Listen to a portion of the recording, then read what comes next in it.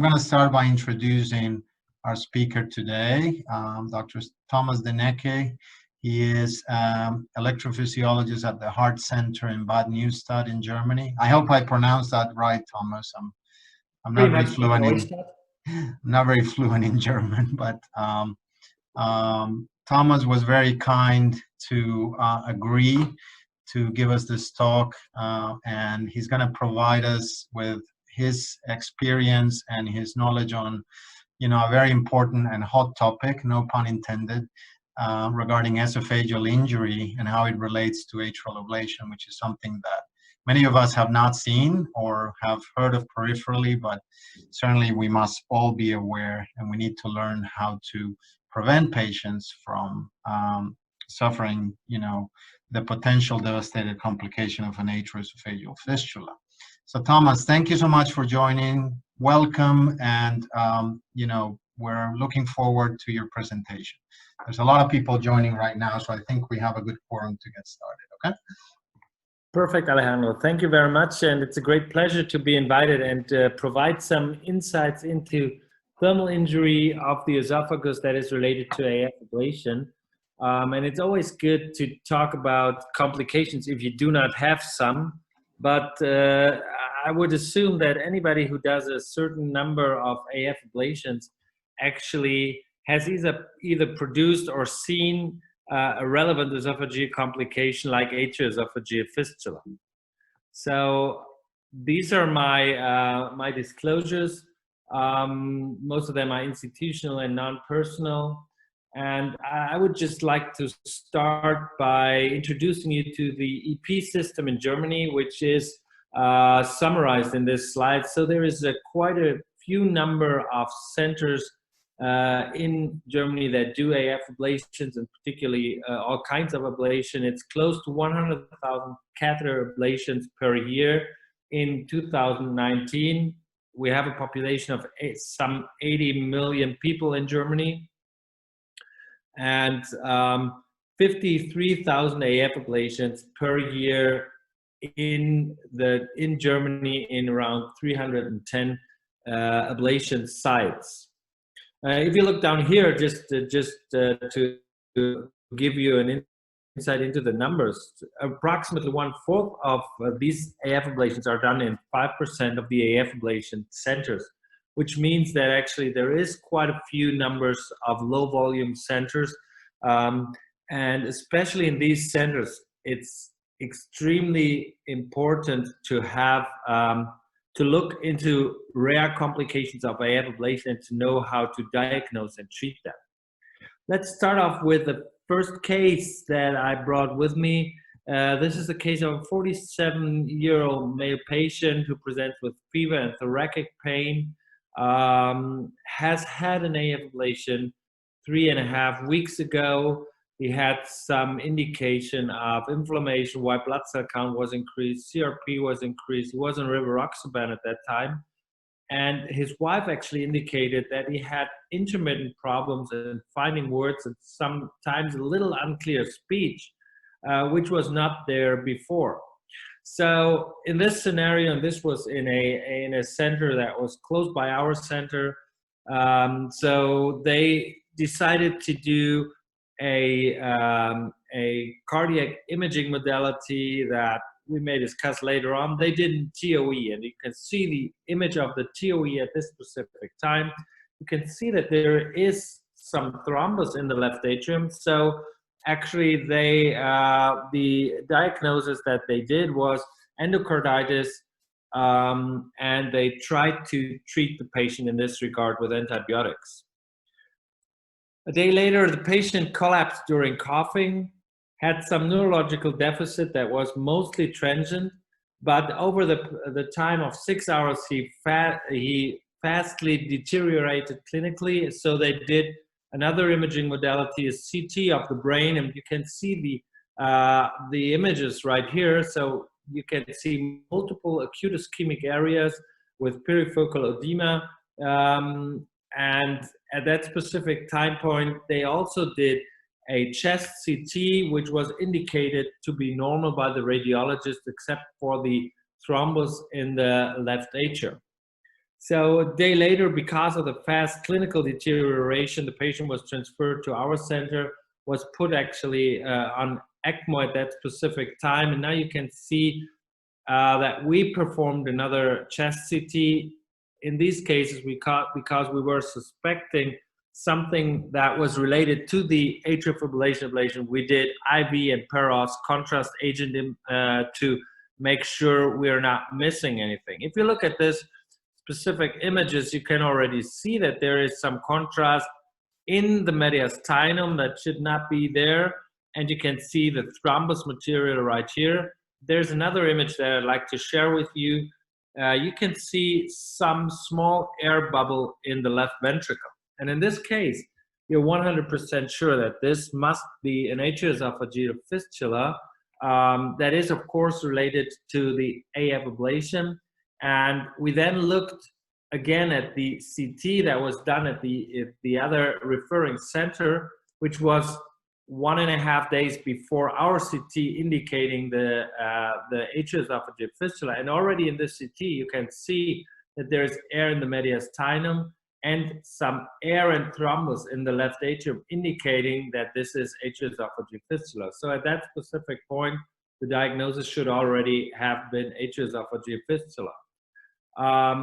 This patient was operated on, but died 3 weeks later due to septic shock and didn't make it. So this is just to show you how exact you have to be in your diagnosis and the choice of diagnostic treatments that you, diagnosis and treatment that you need for these patients. So my agenda will be atrio-esophageal fistula. I will go through incidence, diagnosis, therapy, esophageal thermal lesions that are related to AF ablation, and the prevention of thermal esophageal injury, which I think is one of the most important parts of this.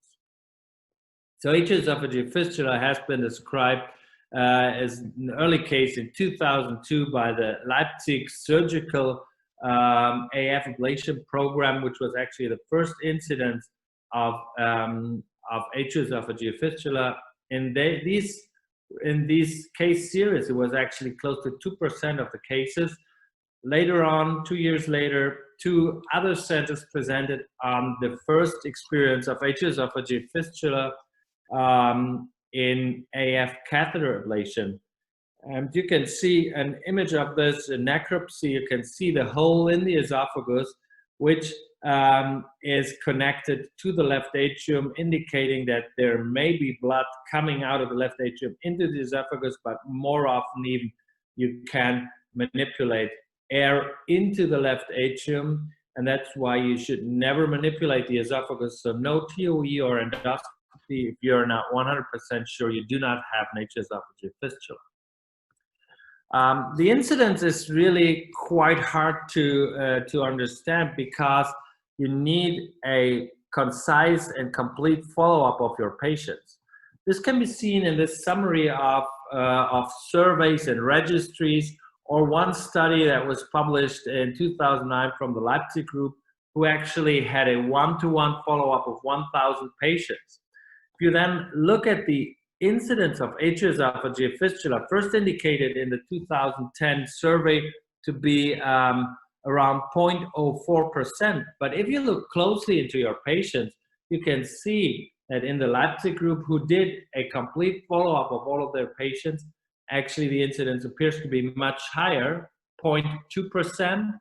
And in this group, there were also 2 deaths of unknown cause, which may also be well related to atrio-esophageal fistula, which occurred within the 3 to 4 month time frame.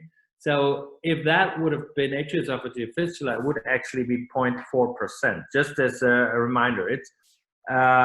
There is a recent published report on French centers, again a survey including over 130,000 AF ablations, and the incidence of atrio-esophageal fistula is supposedly around 0.03%. The mortality is 60%. This just indicates the differences in surveying with underreporting and underdiagnosing on the one hand, and a clear-cut follow-up of your patients. We've done the same thing and have followed up our first AF ablations 2,500 ablations that were monitored for survival of at least 3 months, and where the deaths were interrogated and to see if there is any indication of a perforating esophageal complication. And you can see that in this group of 2,500 patients, actually the incidence of atrio-esophageal fistula is around 0.1%, and the overall incidence of perforating esophageal complication, I will come to that in a little while, is 0.4%. Our own experience is that in redo cases, it's relevantly lower. The incidence of esophageal thermal injury and the incidence of esophageal perforating complications is relevantly lower, approximately 1/4 to 1/5 of what we see in first AF ablations. So actually the incidence, if looking carefully, may not be as low as reported in surveys or registries. In a recent publication a couple of years ago, we looked into the reported atrio-esophageal fistula cases that are in the literature, and you can just summarize the baseline characteristics, symptoms, and what happened with the patients. You can see out of 60 reported cases, most of them were male gender. Presentation was around 3 weeks after AF ablation, but there are some reports of atrio-esophageal fistula at day 1 after the AF ablation, actually up to 60 days after the AF ablation. The most common symptoms, and this is really important, is fever and neurological transient problems. So if any of this occurs, this is very, very indicative of any problem associated with the esophagus. It's not very specific and it's not very sensitive, but if you see a patient who comes back after an AF ablation within 3 to 4 weeks and has fever, you should at least check for atrio-esophageal complications. Most of these patients actually died. The mortality is around 60 to 65%. If not undergoing surgical repair in atrio-esophageal fistula, the mortality is almost 100%. So the workflow, if you are suspecting an atrio-esophageal fistula or a complication of the esophagus that is related to perforation. So if a patient has fever and or neurological symptoms, you should be aware that this is a dramatic emergency, and you should not undertake any endoscopy or TOE until you have ruled out an atrio-esophageal connection. So be aware that the most important diagnostic measure in this regard is actually a chest CT, including IV and peros contrast medium. Peros to indicate if there is any contrast that is outside the esophagus, and IV contrast to see to look for intracavitary issues. So the emergency chest CT is actually what you need to do in patients who present with fever or neurological symptoms after an AF ablation and you're suspecting an atrio-esophageal fistula. Every once in a while, the sensitivity is not 100%, it's around 80 to 90% of the chest CT if you use IV and per oral contrast. So you may even have to redo and repeat the CT if you're not 100% sure. Because this is a rare complication, you should look at the CT yourself together with your radiologist, because they every once in a while don't know what to look for. And as seen in the first case, they just may miss the important things. So having said that, atrio-esophageal fistula is very, very rare, but it may occur in any AF ablation. It's independent to the operator experience, so it does not mean you're a bad AF ablationist if you are creating an atrio-esophageal fistula. It has been reported with any ablation technology. So because it is so rare, it's really hard to identify any precursors or determinants of the occurrence of atrio-esophageal fistula. That's why we and others have actually looked at less severe esophageal thermal injury that can be detected on endoscopy, which is much more common than you would expect. Up to 40% of asymptomatic patients after AF ablation may have thermal injury of the esophagus that can be documented in a gastroscopy. And this may well be studied, the incidence of these thermal injuries may be studied in order to compare technologies, techniques, and it is a surrogate parameter of severe complicating esophageal complications like atrio-esophageal fistula. Let me show you some of our experience in this regard. You can see that we started grading or categorizing these endoscopy findings that we perform on day 1 after the AF ablation. You can see that you can have erythema, just some reddening of the esophageal mucosa. You can have some blisters. You can have some small ulcers, or you can have more severely looking larger ulcers. It's important to know that these may be hard to differentiate by your endoscopy people, because a blister or erosion may pretty much look like a small ulcer. So the size of the lesion is the one thing, and the severity is the other thing. So we categorized all these lesions, small lesions, erythema, and erosions as category 1 lesions, whereas everything that's larger than 5 millimeters and ulcerous is actually a category 2 lesion. Important to know is that all of these lesions are transmural burns, because once you see them on the surface of the esophagus, it means that the whole wall has been burned because the left atrium is on the other side. So the second reason why we did this categorization is because this has some implications in risk stratification. So as a standard procedure in our lab, we do endoscopy on all our patients who get ablations on the left atrial posterior wall, and we follow our patients for at least 3 months to see what happens. In this group of patients, 2,100 first AF ablations, you can see that 13.8% at this specific time actually had thermal injury to the esophagus, 2/3 of them being category 1, and 1/3, 4.5% of these of the total population actually are category 2 lesions. The reason why I say this is because we only saw perforating complications like atrio-esophageal fistula, esophageal pericardial fistula, or esophageal perforation in the category 2 patients. So by that, you can already have a risk stratification. There were no perforating complications in the patients who did not have a thermal injury, or no perforating complication in those who had a category 1 lesion. So that's why we feel when targeting to decrease the number of category 2 lesions, we may also have an impact on severe esophageal perforating complications. The mechanism is actually not very well understood. We know that there is acute direct thermal impact during the ablation. In an animal model, we have seen doing synchronous AF ablation and endoscopy, we can see thermal injury to the esophagus at the time we ablate. So it's an instant problem. We create a thermal impact.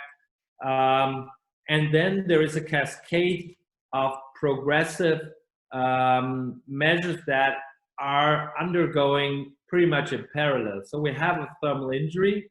We have also thermal injury to the periesophageal nerves and vasculature, which increases the incidence of gastroparesis, which is one complication that is rarely talked about in patients in general, but this is all may also contribute to the progression of the incidental thermal injury.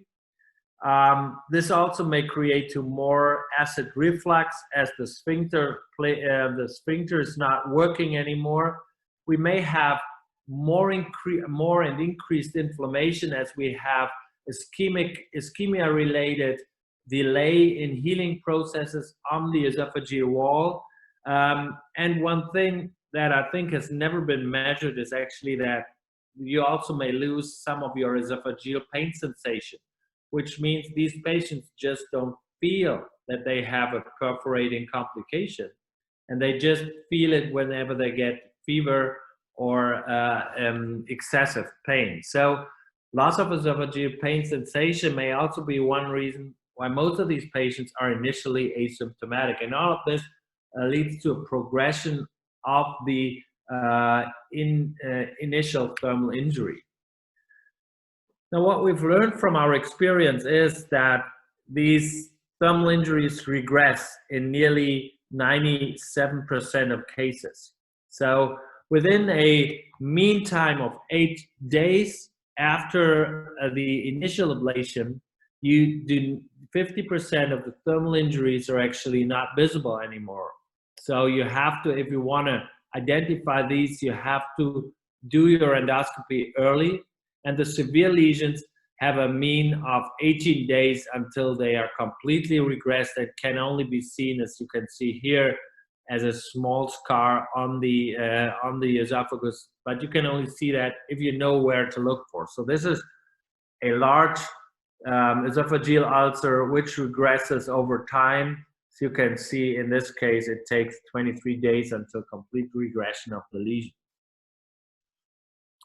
Let me show you another case and how we deal with these patients. So this is a day 1 endoscopy after ablation. You can see the ugly looking ulcer in this case.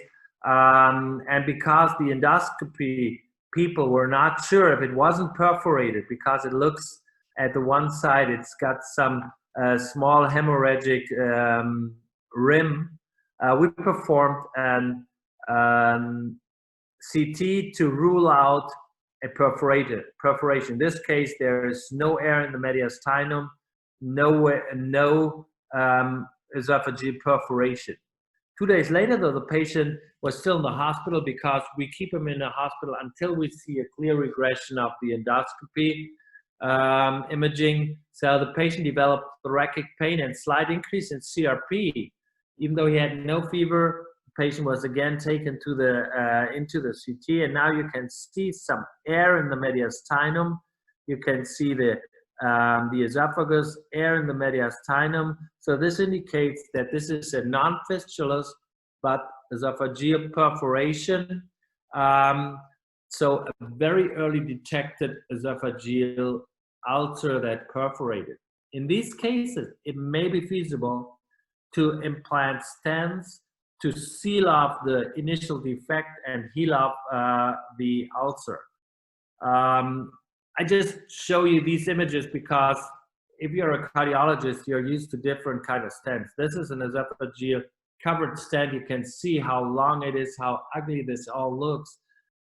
It's a huge stent. It's not really nice for the patient, but in our, let me just skip this. In our experience, we've so far seen 107 esophageal ulcers, 7 of them perforated, so 2% of the overall thermal injuries actually perforated, and 6 of them received esophageal stents and healed off completely, even though it took up to 50 days for the thermal injury to heal off completely.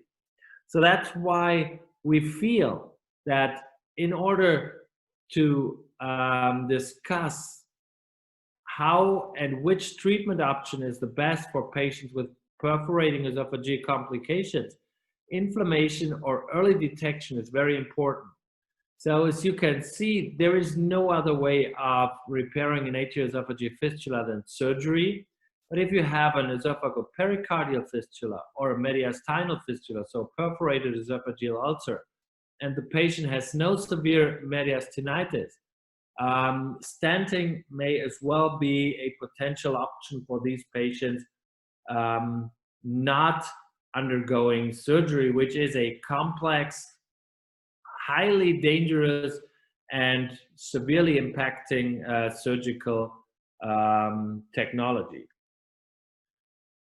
So just to summarize this briefly, we do risk stratify our patients based on the category of thermal injury at day 1 post-ablation endoscopy. And if we see ulcerous lesion, these patients usually stay in the hospital until we have seen some regression in re-endoscopy. So we scope them every 3 to 4 days to see a clear regression. All patients, and I think this is crucial, actually need to be informed about this complication, because the most time delay is actually with the patient. He's had fever for a couple of days before going to the emergency room. This can be too late. So as soon as the patient has fever or anything that's unusual, we have a bullet paper for the patient to call in our center to make sure we have a closer look at that. And this leads me to the most important part: how can we prevent esophageal thermal injury? And there have been different strategies. One of them is to change the lesion geometry when ablating at the posterior wall. We all use lower energy at the posterior wall for a certain amount of time. Now everybody's using high power short duration to create more thinner lesions. We've also tested non-irrigated ablations at the posterior wall, pretty much doing the same thing as a high power short duration lesion, being very thin, because as you can see here, this is the left atrium, which has a wall thickness of around 1 to 3 millimeters at the posterior wall, and you can see how narrow and close the esophagus is. Temperature management in the lumina of the esophagus is another option. I will discuss that briefly. Manipulating the esophagus out of the way by a deviation or cooling the esophagus. And there are different other ablation modalities like cryo or pulse field ablation. I will just go into that in just a couple of minutes. So initially we started off with reducing the energy output at the posterior wall. We were doing 25 watt ablation at the posterior wall, and we were using the ablation index as a parameter of in the Cardo system to just integrate multiple factors into the lesion configuration. And so we had a maximum value of 350 ablation index at the posterior wall, and when doing so, we had around 14% of thermal injury, 3.3% category 2 lesions. What we saw though is that if we decrease the maximum ablation index from 350 to 300, there was a slightly smaller incidence of thermal injury, indicating that the ablation index, even though it's not configured to be a safety index, may well be used as that, even though on the other hand, if we decrease ablation at the posterior wall, we have to be aware that we may decrease efficacy of ablation by itself. That's why recently high power short duration has come up, and high power short duration is actually anything that's above 40 watt ablations at the posterior wall. We do 50 watt ablations using contact force sensing and surround flow technology all around the left atrium, but we still use the ablation index of 350. And now again, you would assume if you have an ablation index that is the same as with doing lower power, longer duration, you would create the same incidence of thermal injury. This is not the case. In high power short duration ablations, using this specific setup, we had a decrease in incidence of thermal injury to 4 to 5%, 2.7% of the overall patient population actually had category 2 lesions.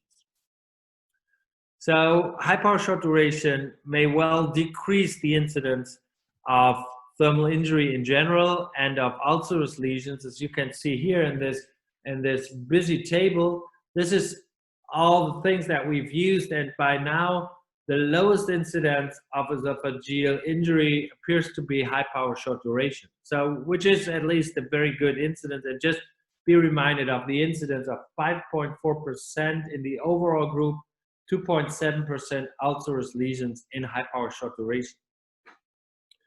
Cryo-balloon ablation has been indicated to be safer in that regard, that it creates less atrio-esophageal fistula.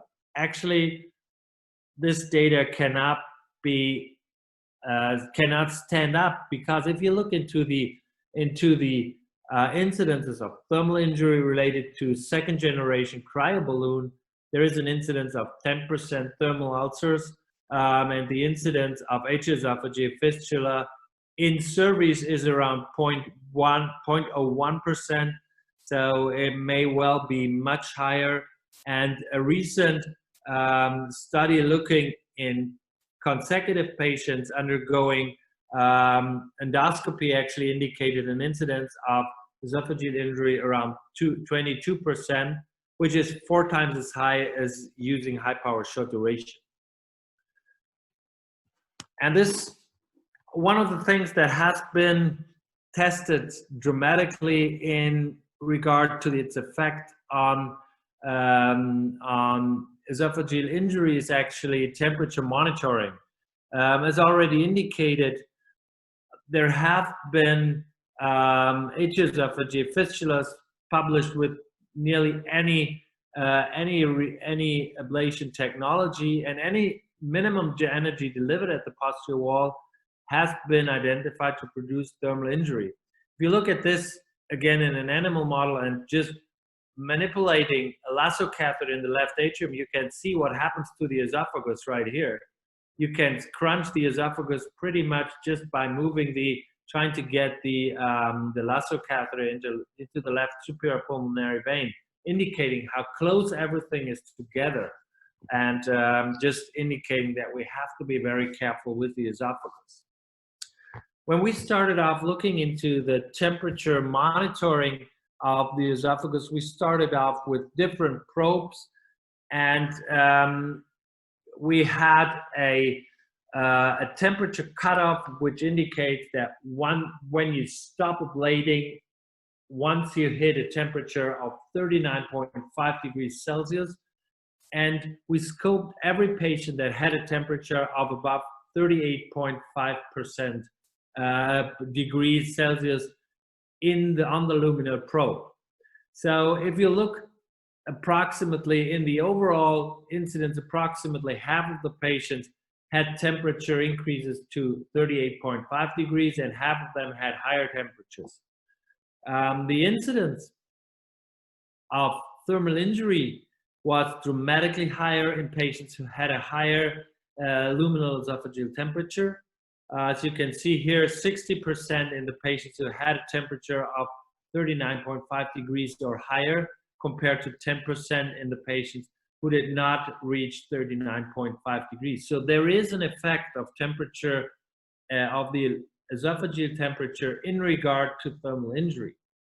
But there are also cases of thermal injury in patients who have never had a temperature increase, and there are no temperature thermal injuries in patients who have had temperatures of 40 or 45 degrees Celsius. So it's very inaccurate.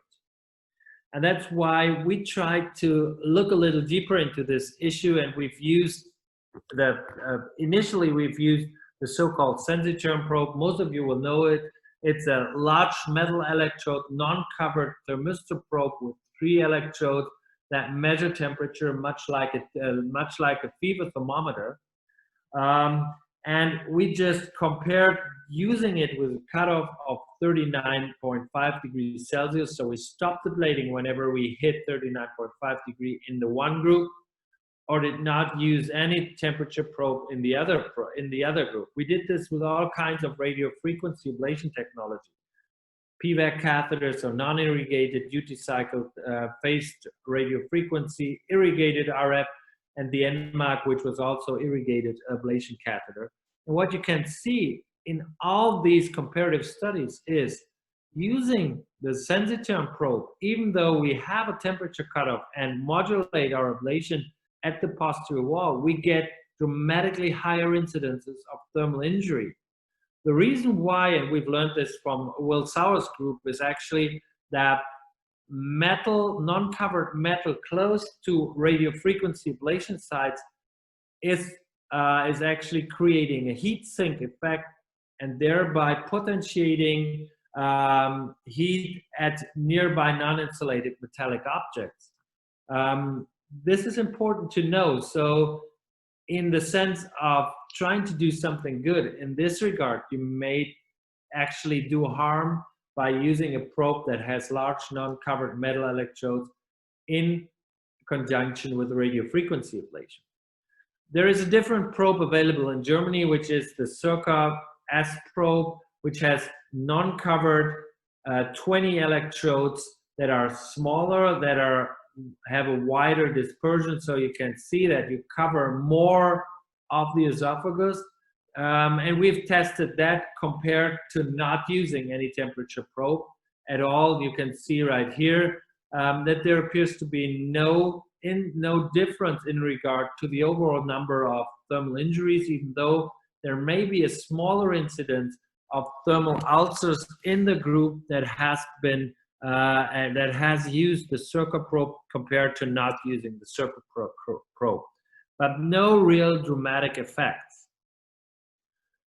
And summarizing all this data using this discrete temperature sensor probe, so having pretty much a thermometer in the esophagus, you can see that the higher temperature of the probe is unable to discriminate between endoscopy negative in blue and endoscopy positive patients. So there is a wide range of overlap, and there is no potential to discriminate. And if you look right here, the maximum temperature in endoscopy positive patients was 40.6 degrees, whereas in negative patients it was 39.8 degrees. So there is not even a 1 degree difference. And this has recently been also evaluated in a meta-analysis of published reports on using these discrete temperature sensor probes. I think this study is actually biased because it used actually 4 of our studies, comparative studies, and we actually could not show any difference in regard to using temperature probes, whereas there were other studies who at least show a moderate effect on endoscopy-related esophageal thermal injury. But one of the main problems with all these temperature probes is actually that all of them have discrete sensors and they have a latency in their timely temperature response. This is a study published last year in JACC-EP, and you can see all the different probes that were used.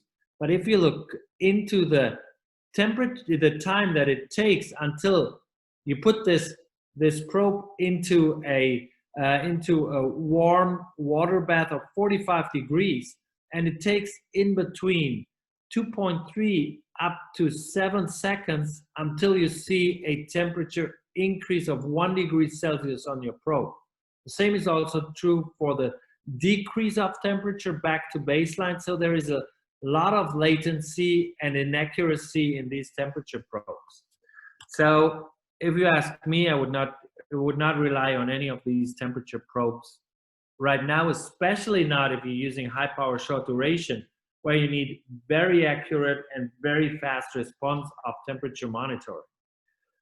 We have been investigating a different probe, which is an infrared thermography system, which is not available. So you don't have to remember this, but it is a probe that scans the esophagus in a 360-degree turning around and 6 centimeter up and down spanning of the esophagus using infrared technology.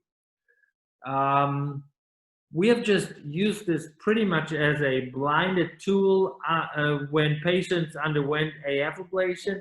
And what we did is we just recorded the temperature of this probe, and I'll show you one example right here. You can see the red indicates temperatures of 45 degrees or higher. And you can see that we just did that, and the operator of the ablation was actually blinded to the outcome.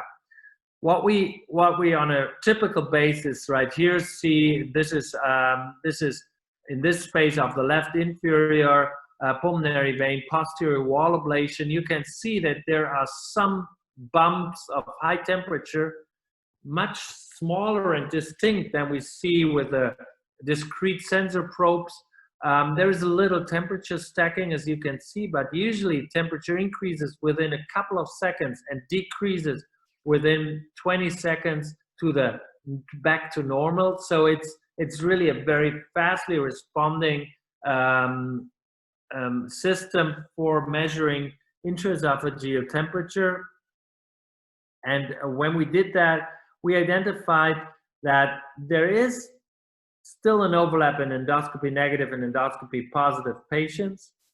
But what you can see is that the temperature, the peak temperature in the endoscopy positive patients was 56 degrees, so over 50 degrees. We've never seen that with discrete temperature probe, compared to 46 degrees in the endoscopy negative patients. And the cutoff of 50 degrees may have a very high negative predictive value, even though positive predictive value is around 50%. So indicating that if you hit 50 degrees in the esophagus, 50% of these patients will have thermal injury.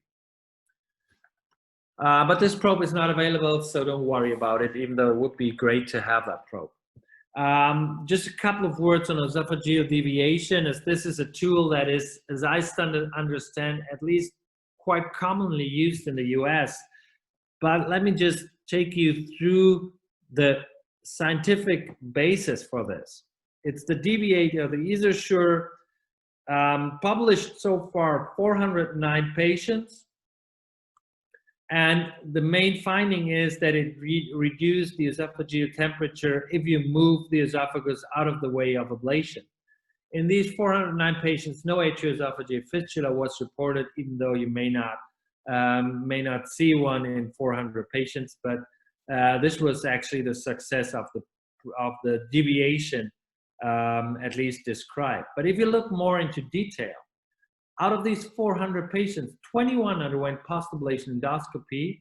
So 5% of the overall population underwent post-ablation endoscopy. 5% of these patients had esophageal ulcers. Remember, we, in not doing anything, have an incidence of around 2 to 5%, so comparable to not doing anything to the esophagus, but 50% had mechanical esophageal trauma. So that's why I really don't believe in esophageal deviation, but we may discuss this later on. What I truly believe in as pulsed field ablation is this has some superior aspects because it's very sensitive, because myocardium is very sensitive to pulsed field ablation, but phrenic nerve tissue or esophageal tissue is insensitive, so it is not a non-thermal ablation strategy, and by that it may spare the esophagus. So far, 81 patients have been clinically treated, and 0 out of 29 who underwent post-ablation endoscopy, there was an incident. There were no thermal injuries in the esophagus seen. And in a recent published animal model where deliberately esophageal injury was attempted, there was no thermal injury in the pulse field samples compared to 100% thermal injury related to radiofrequency ablation in this specific animal model. So there is some hope for a esophageal sparing technology of pulse field ablation. In conclusion, patients suspicious of atrio-esophageal fistula, so fever and or neurological symptoms after PVI, must have same-day emergency CT with oral or IV contrast. Repeat CT if no other cause for symptoms and still suspicious of atrio-esophageal fistula. Operator experience does not prevent occurrence of atrio-esophageal fistula, and time is key, so raise awareness in your patients, in your partners, in your referring centers, in the emergency rooms. And in case of atrio-esophageal fistula, just call for help. You need surgery, and you need everybody to team up to try to save this patient. Endoscopically identified esophageal thermal injury is not so rare. 97% of them regress, but severe ulcers tend to progress and perforate in up to 10% of cases. Luminal esophageal monitoring using a high-definition, high-resolution technology may help to reduce thermal injury to the esophagus and thereby reduce the risk of atrio-esophageal fistula. And overall, teaming up expertise and focusing patient care with atrio-esophageal fistula in expert centers, if possible, may help, and if you are able to transfer the patient to one of these centers. So suspicion, prompt diagnosis, and treatment are key in atrio-esophageal fistula and thermal injury to the esophagus. And that's why in Germany we have a esophageal fistula hotline, which is posted on our website, AGEP. And we have a web-based contact form. So if you, by any chance, experience an esophageal problem after AF ablation, fill out the contact form. We'll get in touch with you. One of us will have a team where we have expert EPs, expert GE and endoscopy people, expert imaging people, and cardiac and abdominal surgeons. So we will find some solution together with you and try to help you through this. Thank you very much. Oh, that's thank you, Thomas. That was really good. Very informative talk. Obviously, taking your vast experience in this field and all the research you've done in this area. I'm going to start with a few questions, but Sure. I'm going to ask our audience to either write their questions on the chat or to just speak up on the mic. So I'm going to start with a question. So one of the topics that you talked in your, you presented is the difference in the incidence of fistula between de novo AF cases and redo AF cases. And you mentioned that in the redo cases, the incidence of atrio-esophageal fistula is lower. And I wanted to ask you what your thoughts are, and what is it that protects those redo cases? Is it scarring, fibrosis? What are your thoughts on that? Well, thank you very much for that question. I think the most important thing is actually that most of these patients get little, if any, ablations at the posterior wall. So in most of the redos, you have reconnection, usually at the ridge on the left side, which is in no danger for the esophagus. But if you look into those cases who get a more extensive ablation at the posterior wall, the incidence of atrio-esophageal fistula, the numbers are small, but you will still have the risk for the esophagus. So I think it's mostly a matter of where you ablate, and we are not scoping the patients who do not get ablation at the posterior wall in a redo case. So in that way, it's unusual that you have an esophageal complication related to a recurrent to a redo case, but it may happen. So still be suspicious in those cases as well. Right. Yeah, that makes a lot of sense. So there's a number of very interesting questions. So Eduardo Sad from Brazil is asking whether you're confident that small lesions such as erythema alone, so I guess the class 1 lesions, do not progress or require further evaluation. Well, very good question. Our experience indicates that these lesions are very unlikely to progress. Actually, we've not seen a single case of a progression of a category 1 lesion.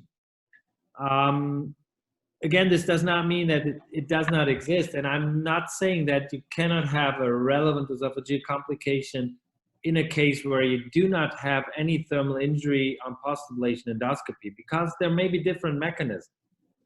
As I indicated, there are some reports of atrio-esophageal fistula at day 1 after AF ablation. And this is not related, most probably not related to the whole cascade of progression. it may be a completely different mechanism which we have not yet understood. Another mechanism may be ischemia-related ulcers of the esophagus. Again, a different mechanism, and we don't know much about that. So what we do in all our cases is if we have any injury of the esophagus, we rescope them to make sure that it's gone. We have so far only seen progression in the category 2 ulcerous lesions, and have not seen any relevant esophageal complications in those who did not have a lesion like that. But this is not 100% white or black. Correct. And there might be, you know, as you said, other unexplained mechanisms involved. Exactly. Which could vary by type of energy source as well. Exactly. So Victor Bazan from Barcelona has also an interesting question. He's asking you how often are ulcers that are more than 5 millimeters in depth, so these are the type 2 or the classification B lesions, how often do you think they're asymptomatic? Any guiding symptom, even of a mild nature? Well, again, a very, very good question. And all of these patients are asymptomatic. So as this is not symptom-driven diagnostics. We scope everybody, and I would say 90 to 95% of patients with category 2 ulcerous lesions are asymptomatic. And that's why I think the loss of pain sensation around the esophagus may be an issue that is overlooked because we really don't know and there's no way to measure it. But I think that all the patients with perforations I've seen were maximum mildly symptomatic, so had some swallowing pain, but not anyone that I can remember that had really dramatic pain. But if you ask our endoscopy people, and they every once in a while see patients who have tears of the esophagus or burns of the esophagus if they drink something very hot, this usually causes quite a lot of pain. So it's supposedly something that has to do with the periesophageal nerve system that is also affected by ablation. Right. There was a question about if you discharge patients on PPI post-ablation. I think on one of your slides you mentioned that if they have no ulcers, they go on a low-dose PPI, and if they have thermal injury, they go on a high-dose PPI, and then you do the endoscopic surveillance as per your protocol. Another question on patients with GI symptoms and atypical chest pain after PVI without fevers who feel better the day after. So this is maybe a transient sort of symptoms. Do you do anything specific? Do you scan them? Do you do an endoscopy, or just anti-acid drugs? My guess is you probably do the endoscopy as per your protocol, regardless of the symptoms, right? So we'll do endoscopy in all of them. So that's why we already have a certain risk stratification in this schema. So if a patient with a severe looking ulcer presents a couple of days later with swallowing pain or and even some mild symptoms related to thoracic pain, we would scan him. But if this is a patient who did not have a thermal injury in our post-ablation endoscopy, we would feel very secure that this is nothing relevant, and the most we would do is either rescope them or just reassure them and wait. Okay, great. There's a question from Dave Tomlinson in the UK. You know, he's acknowledging your very meticulous scientific approach to monitoring the esophagus and the detection of esophageal lesions.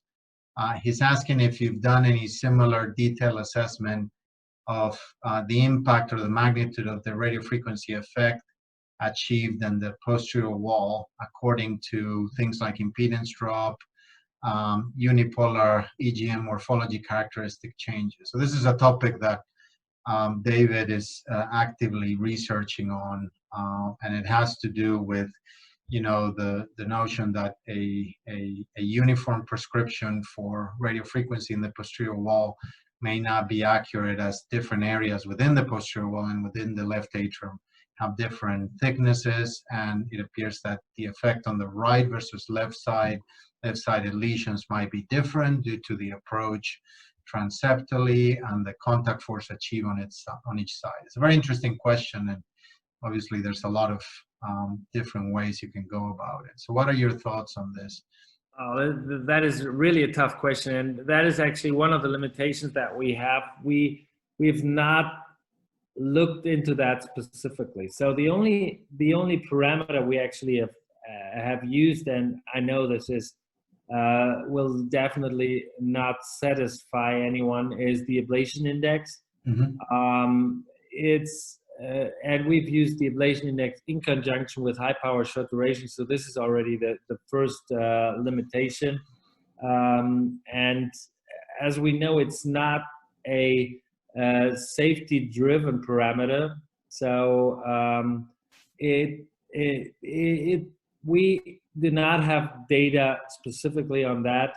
And I wished we would, but we will really have to check in that.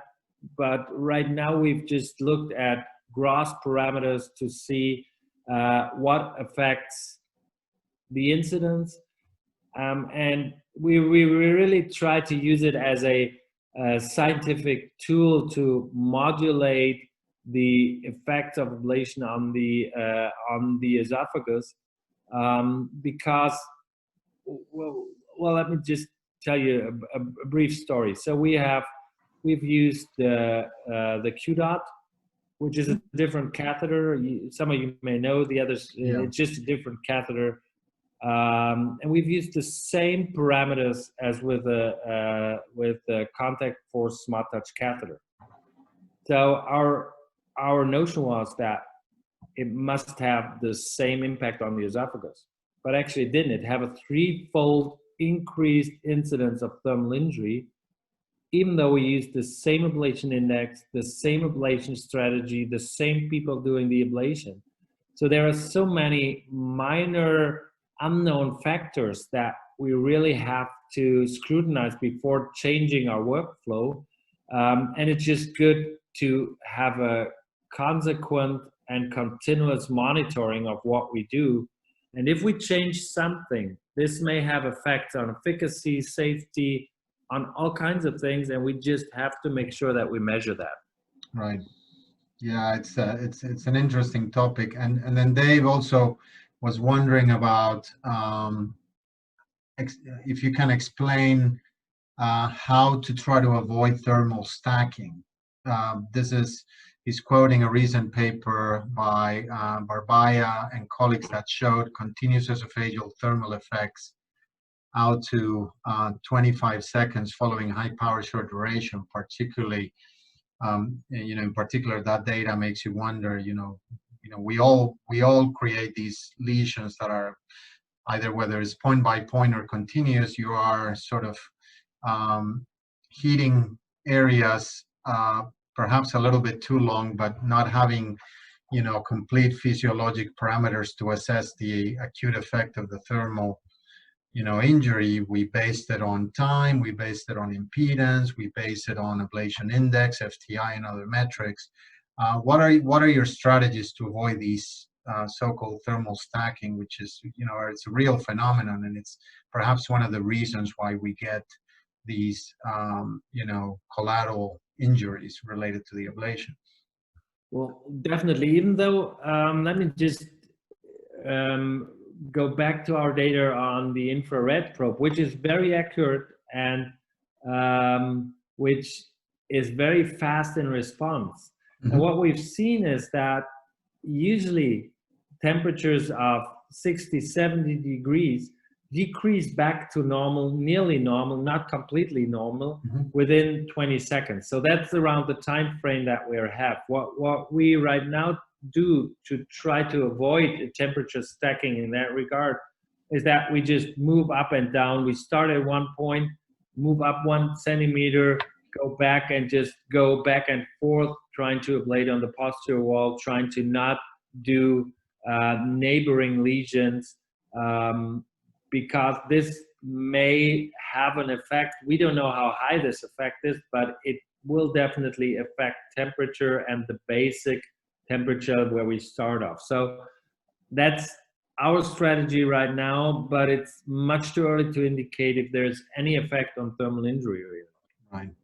Andreu Porta from Madrid is asking whether you keep patients MPO if you see mild lesions on your endoscopy, or if you see an ulcer. You know, do you have a specific strategy to keep the nail by mouth depending on the severity of the lesion?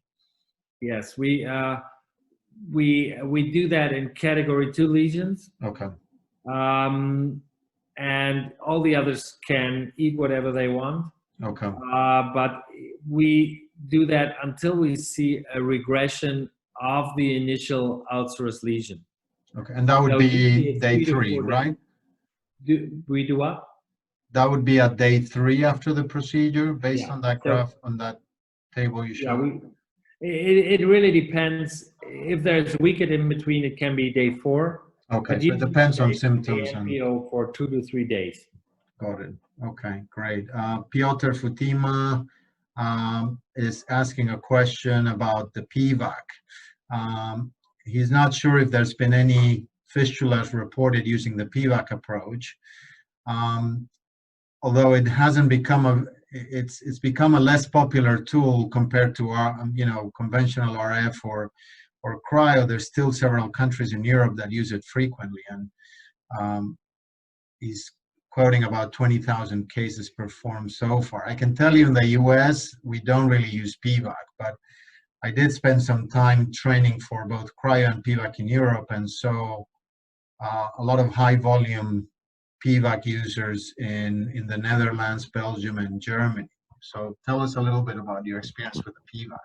Yeah, Piotr is right. Actually, there was no so far published report on atrio-esophageal fistula with the PVAC. Okay. So far, I think that's the only technology that has not created a published atrio-esophageal fistula, as far as I know.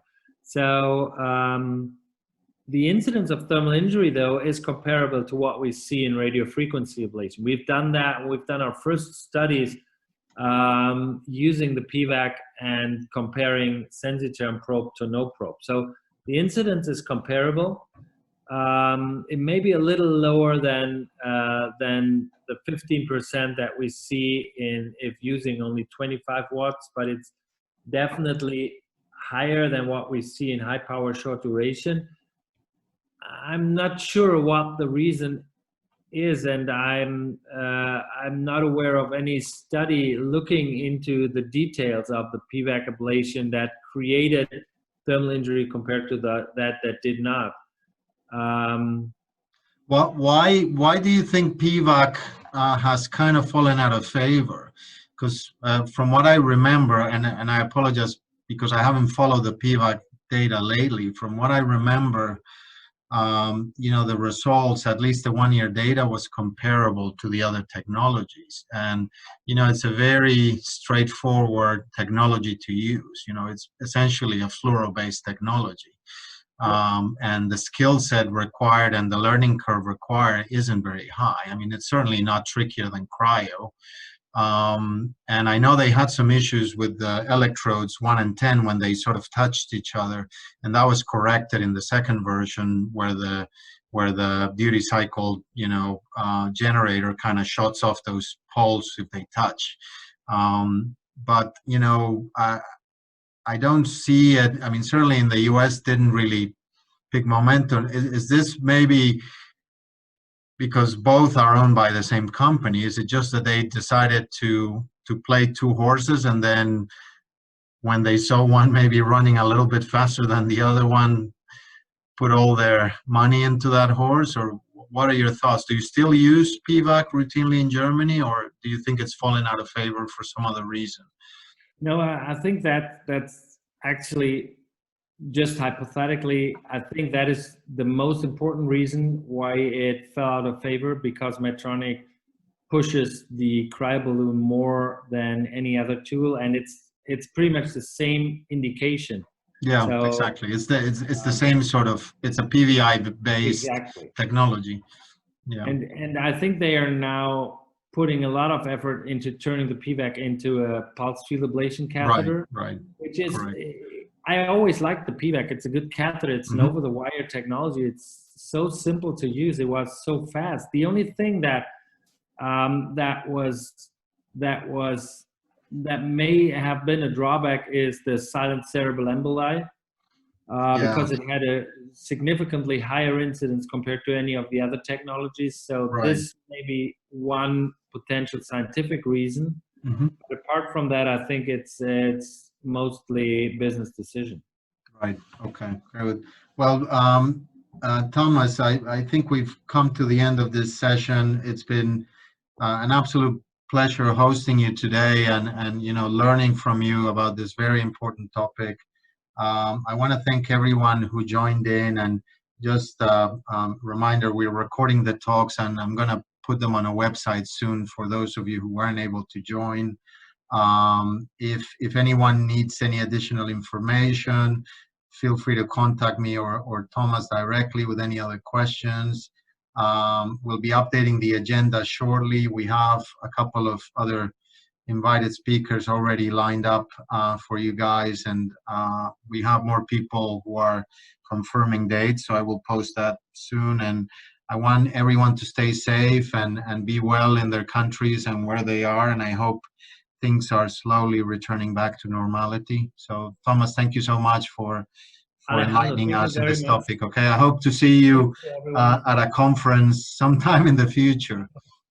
Yeah, no telling when though. Yeah, we don't know, but one day we will be able to meet again at conferences. So I'm sure everyone's looking forward to that. All right, everyone, have a nice day or nice evening. Okay. Thank you. Bye bye. Bye-bye. Take care. Bye. Bye, Alejandro. Thank you very much. Take care, Thomas. It was a pleasure. Absolutely. I really enjoyed it. I'm going to post a follow-up tweet tonight, and I will. I usually put a link to some of the papers so that people can review them. So I'll put some of that information tonight. And thank you so much. I really appreciate it. I look forward to joining you and meeting you in person sometime. Yeah, me too. Me too. Okay.